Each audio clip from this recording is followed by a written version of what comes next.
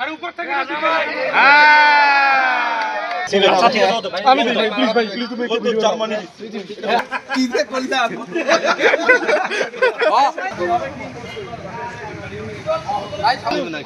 আর তোমরা দেখো এই যে পানি আছে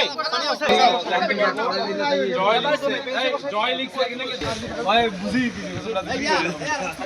ব্রাজিল ফ্যান বেজে সবথেকে হার্ডকোর ফ্যান অর্ণবাল আদিল থেকে আর্জেন্টিনায় আসা খেলা কোনোভাবে পছন্দ হয়নি এইজন্য আর উপর থেকে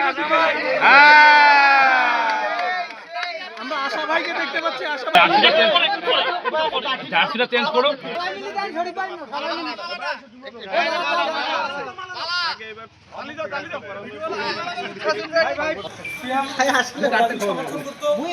ব্রাজিল মরক্কোর সাথে যে ম্যাচটা খেলছে প্রথম ম্যাচটা, তো মরক্কোর সাথে ব্রাজিল আর কি কোনোভাবে পেরে ওঠে নাই।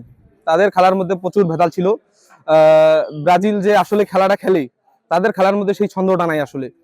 তো তাদের প্লেয়ার এখন অনেক বাইরে আছে, মানে বয়স হওয়ার কারণে আর কি টিম থেকে বাদ হয়েছে আগের প্লেয়ার। তো এখন আর এই যে টিম বর্তমান আছে আগামী 100 বছরে মনে হয় যে কিছু করতে পারবে না। সে 2 দিন থেকে মরক্কোর সঙ্গে ব্রাজিলের খেলা হওয়ার পর থেকেই বলতেছে ভাইয়া আমি আর্জেন্টিনার সাপোর্ট হবো।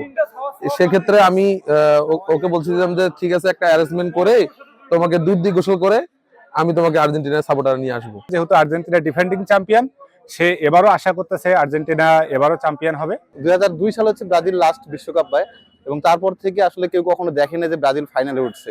তো সিয়াম যে ছোট ভাই আজকে হচ্ছে ব্রাজিল থেকে হচ্ছে আর্জেন্টিনায় আসলো, তারও একই অভিযোগ যে আমি কখনো দেখি না যে ফাইনালে উঠলো, ট্রফি তো দূরের কথা। এবং ব্রাজিলের যে বর্তমান যে খেলার অবস্থা, সেই খেলার দিক থেকে সে চিন্তা ভাবনা করতেছে যে আগামী 20 বছরেও যে ব্রাজিল কখনো ফাইনালে উঠবে কিনা, ট্রফি তো দূরের কথা। এই আশা থেকেই সে হচ্ছে ব্রাজিল থেকে আর্জেন্টিনায় আসলো।